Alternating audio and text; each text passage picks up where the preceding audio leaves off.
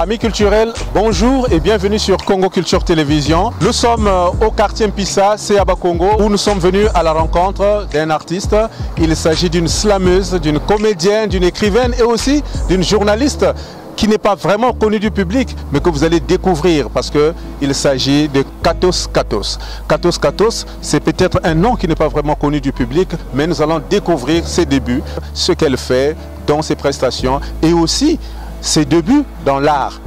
Comment est-ce que lui est venu le goût de l'art, surtout du slam et aussi de la comédie, et comment est-ce qu'elle évolue depuis lors, quelles sont ses prestations. En tout cas, sans plus tarder, nous vous présentons dans le cadre de notre émission à la rencontre de Katos Katos.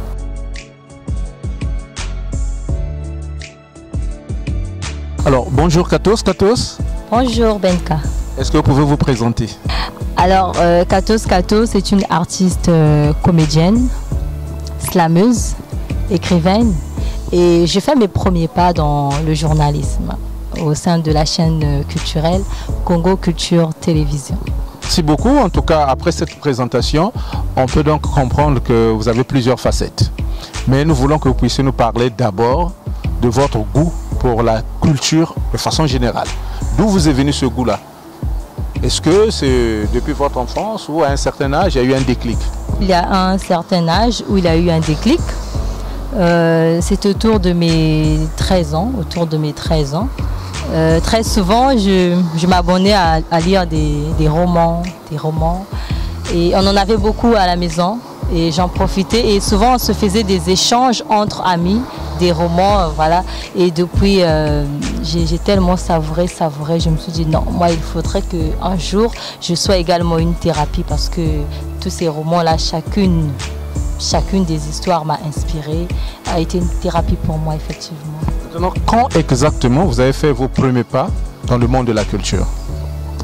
J'ai effectivement fait mes premiers pas dans le monde de la culture en 2016. En 2016, au sein du collectif Art Plume. Oui, Art Plume. Parlez-nous un peu de ce collectif Art Plume. Ils font quoi exactement? Ok, le collectif Art Plume est un collectif d'une dizaine d'artistes, oui, sinon plus, parce que Art Plume, c'est d'abord une initiative de Dolizy, qui était plumard. Et certains se sont installés ici à Brazzaville. Ils ont dit, bon, on va encore faire vivre cette vision culturelle. Et c'est devenu Art Plume. Il y en a aussi à Pointe-Noire et un peu par-ci, par-là à l'étranger par rapport à ceux qui se sont déplacés. Et nous faisons du slam, du chant, des pas de danse, et souvent nos spectacles de slam sont très théâtralisés. Oui, nous avons des pièces de théâtre et ça vraiment c'est un univers où chacun ramène sa touche personnelle et nous formons un arc-en-ciel. Au sein de Art Plume, vous avez un certain nombre d'activités que vous faites, mais en dehors de Art Plume, qu'est-ce que vous faites? Ok, en dehors de Art Plume, qu'est-ce que Katos Katos fait? Elle écrit ses propres livres qui certains ne sont pas encore publiés. J'ai eu la chance effectivement d'avoir une nouvelle qui a été publiée dans une anthologie, l'anthologie des écrivains congolais en 2020, dirigée par Yvan Léwalé Monda. Et depuis, je suis écrivaine d'office. Je ne suis plus dans l'ombre ou en herbe, comme on le dit. Donc, en dehors de l'écriture, Katos Katos, elle participe à des spectacles où elle est figurée dans mannequin. Je fais du mannequinat aussi par défaut, pas tout le temps.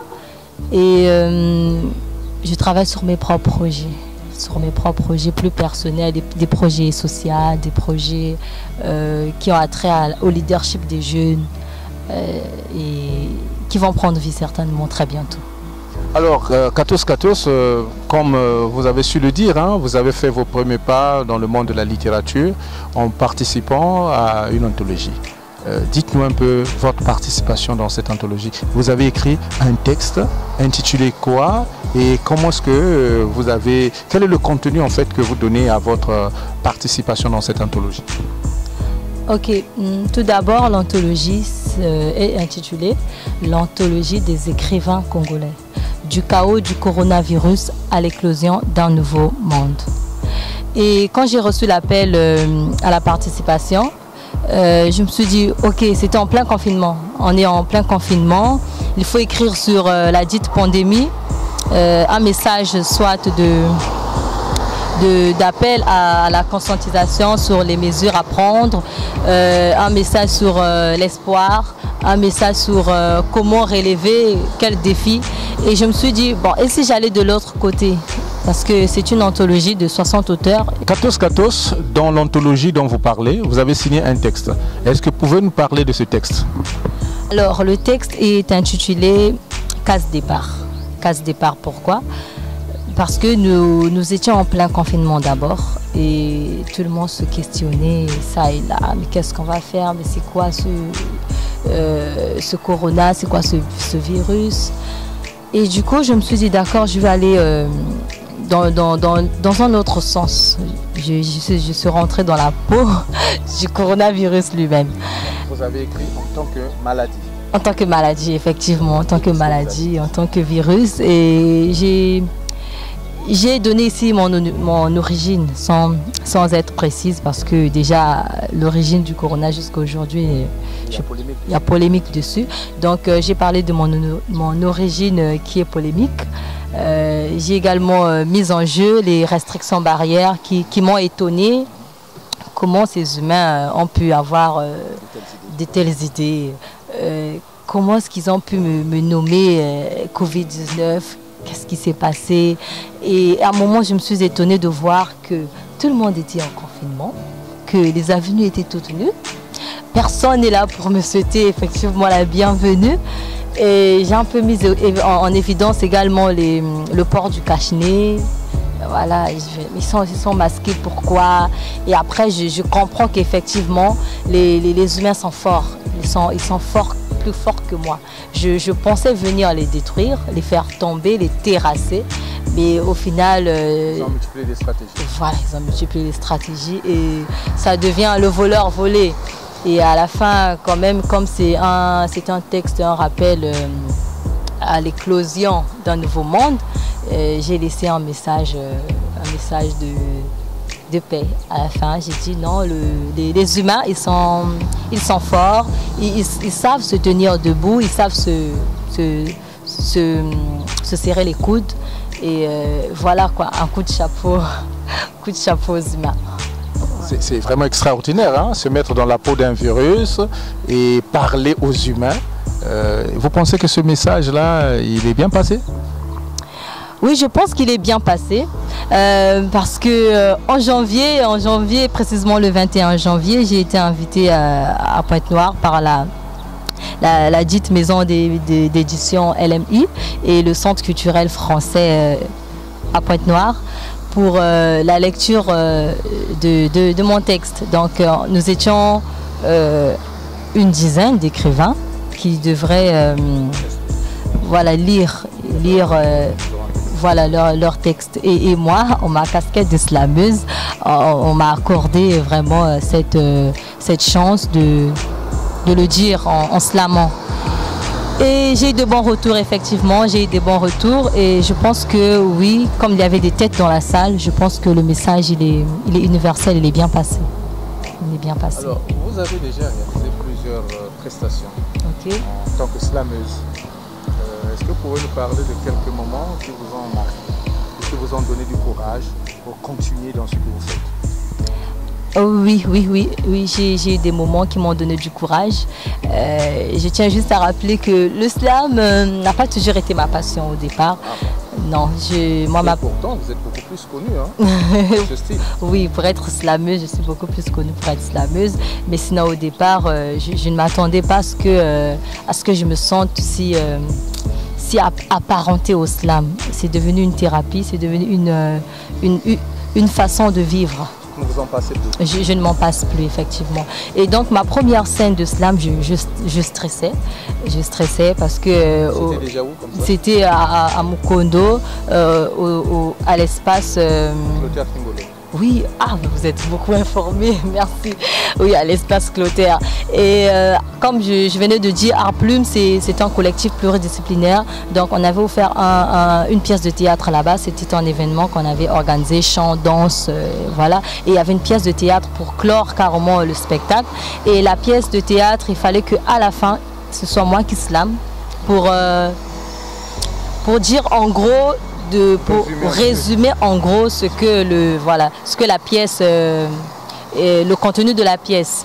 Et c'était mon premier saut dans le slam, Et il fallait même que j'arrive à pleurer. Wow. Oui, il fallait que j'arrive. Il fallait forcer. Forcer. Et pendant les répétitions, ça ne passait pas. Mais je me disais, non, ne vous inquiétez pas les gars, je ne peux pas vous lâcher. Je vais y arriver, je vais chercher cette émotion. Et j'ai cherché. Et le jour J, j'ai effectivement donné un bon rendu. J'ai fait mon texte. La peur, le stress, ça fait pleurer. Ça m'a fait pleurer, ouais. Ça s'est transformé en une émotion négative parce que c'était des pleurs, mais c'était une émotion positive pour moi parce que j'ai accompli vraiment une intrigue, quoi. Ouais, une intrigue que j'ai pu surpasser. Et c'était un événement fort et phare de ma carrière de slameuse. Également le spectacle Arc-en-ciel. Et ça se passe quand et où? Arc-en-ciel se passe en juin tout d'abord, en juin 2019, le 16 juin 2019, aux ateliers Sam. C'est un spectacle de Bill Kiolani, la directrice du centre. Et c'était, comme le titre le dit, arc-en-ciel, c'était un arc-en-ciel d'art. Il y avait plusieurs couleurs. Plusieurs genres. Il y avait de la percussion, il y avait même du mannequinat. Et j'étais mannequin à cet événement-là. J'étais aussi slameuse. Et vraiment, franchement, je me suis retrouvée. Il y avait de la gastronomie, il y avait de la comédie, il y avait du slam, il y avait du chant, il y avait tout, à boire et à manger. Oui. Et également chanter l'humain, organisé par Art Plume, un spectacle humanitaire. Quelle année? En 2019 toujours, et ça c'était en décembre aux ateliers Sam. Et voilà, ce sont des événements vraiment qui sont phares. Et la saison de lecture aussi à Pointe-Noire, un retour aux sources parce que j'ai passé toute mon enfance à Pointe-Noire. Et revoir Pointe-Noire depuis 2006, revoir Pointe-Noire en 2020. Et ce par une invitation de l'Institut français de Pointe-Noire. Une reconnaissance de mon talent. Franchement, ça m'a boosté. Si c'était par mes propres moyens, je n'aurais pas peut-être revu Pointe-Noire maintenant parce que je n'ai pas de raison d'y aller, effectivement. Franchement, merci pour la question. Des moments très forts. C'était des moments très forts qui portent un peu dans cette émotion. Oui, merci. C'est tout à fait compréhensible. Alors, Katos, vous avez remporté, pour ne pas dire que on vous a décerné un prix. C'est le prix UN 75. Et vous êtes donc devenue ambassadrice des Nations Unies. Dites-nous un peu en quoi consistait ce prix et qu'est-ce qui s'est passé juste après. Oui, merci pour la question parce que j'aime cette partie de ma vie. Je l'aime pourquoi? Parce que c'était un assaut carrément. Je ne savais pas dans quoi j'allais me mettre. Parce que j'ai reçu l'appel d'une association, le Rojanu. C'est une association qui œuvre dans les objectifs de développement durable. Et ils m'ont dit, non, il y a un sondage organisé par les Nations Unies. C'est une initiative du secrétaire général des Nations Unies, M. Antonio Guterres. Ça m'a fait peur. Je dis, c'est le haut sommet, hein? C'est le haut sommet. Je dis, mais qu'est-ce qu'un slammer ira faire à un tel événement?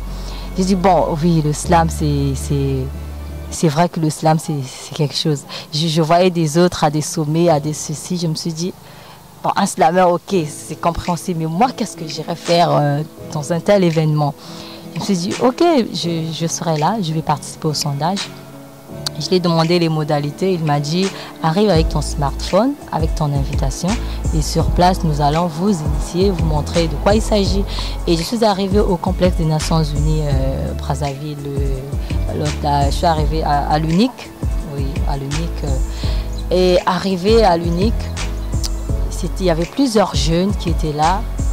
On était des candidats pour ce sondage et on nous initie au sondage. C'était carrément un formulaire de questions-réponses, des questions qui touchent effectivement le monde entier, des questions qui touchent la famine, la sécurité sociale, des questions qui touchent la coopération entre les pays, des questions qui touchent le climat, l'environnement, toutes ces questions-là. Et nous les jeunes, qu'est-ce qu'on en pensait?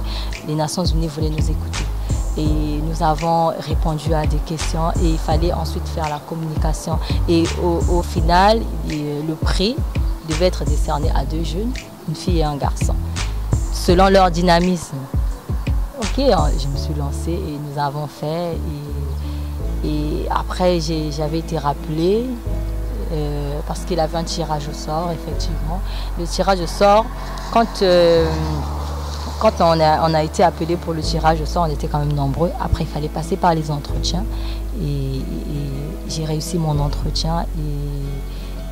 Et l'initiative venait de M. Chris Moreau. C'est là que j'ai appris que c'était lui l'initiateur du prix. Les Nations Unies ont parrainé, ont lancé l'appel UN75, mais lui il a dit non. Il voit le Congo, il nous connaît, nous les jeunes Congolais. Il s'est dit, il faudrait que je les motive, il faudrait que je les booste. Il faudrait également que je montre que les Nations Unies s'intéressent à eux, à leur vie. Et du coup, il a dit non, il faudrait que je décerne un prix au lauréat. Et chose qui a été faite. La suite, c'est que... vous avez été récompensé? Récompensé, parmi la centaine de jeunes qui se sont présentés. Oui, on était 41 000 jeunes dans le monde à participer au sondage, effectivement. Alors, une fois nommé ambassadeur des Nations Unies, quelles sont les missions qui vous ont été confiées? Et d'ailleurs, je pense que ça ne se passe pas ici à Brazzaville.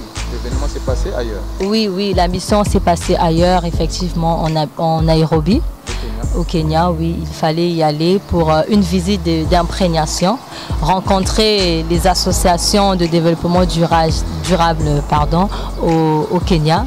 Une fois qu'on rencontre les associations, rencontrer les entrepreneurs, rencontrer les autres jeunes qui œuvrent, comment est-ce qu'ils travaillent, comment est-ce qu'ils créent les emplois eux-mêmes, parfois sans l'aide du gouvernement. On n'a pas toujours besoin de l'aide du gouvernement. Il s'agit après ça en Nairobi avec les jeunes kenyans.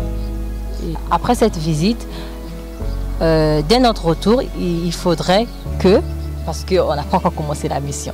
Ah oui, elle n'a pas encore commencé la mission. Mais c'est pour très bientôt. Nous allons avoir des approches avec la jeunesse congolaise. Nous allons rencontrer les jeunes Congolais comme nous, les imprégner ce que nous avons appris. Donc il faut rappeler que Katos est ambassadrice des Nations Unies pour une durée de 25 ans. En tout cas, c'est beaucoup. Ça veut dire que vous avez beaucoup de choses aussi à entreprendre. Quels sont, entre autres, vos objectifs dans l'avenir? Ok, mes objectifs dans l'avenir sont portés dans le domaine, je vais parler en termes de domaine, sont portés dans le domaine social, dans le domaine